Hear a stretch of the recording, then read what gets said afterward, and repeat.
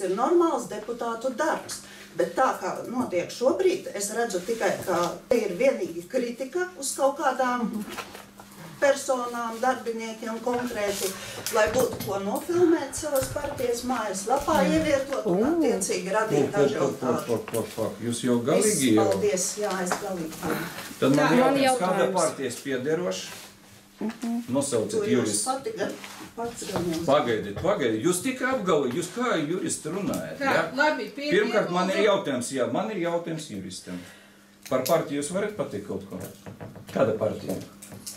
Kāds sakars ar video kameru un partiju? Kāds sakars? Tas ir jūsu viedoklis? Kāds sakars?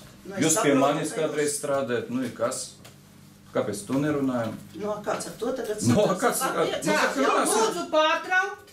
Man ir jautājums, sēdis vadītāja, lūdzu noprecizēt, kas lēmuma projektā prasīja juristam iekļaut vēl kaut kādu punktu, par kuru nebalsoja sociāla komitejas deputāti, un par to diskusijas nebija. Viss. Tā, gatavoja lēmuma projektu jurists un direktors. Kāda nozīme, kurš ko prasa iekļaut? Jums ir priekšlikums šajā lēmuma projektā kaut ko mainīt, mēs klausāmies šo priekšlikumu un mainām. Tā, labi, viss man ir skaidrs. Jā, lūdzu. Tad man jautājums juristiem. Tad jūs uzskatāt, ka jurists, ka deputāti var lēmumu projektu padiskutēt, precizēt, bet jums ir galu vārds, no visas komitejas vārda, no visiem deputātiem sarakstīt savu redzējumu un to pasniegt tā, kā saskaņot ar sociālo komiteju. Ja es tur nebūtu, man būtu maldīgs priekšstats par to. Es uzskatu, ka viss ir saskaņot ar sociālo komiteju un man nebūtu jautājumu. Bet tā kā es pats piedalījos, man sēdes vadītājs Osvaldaša Cilova kungs, redzot manu paceltu roku, neatrada iespēju man to izteikt tur.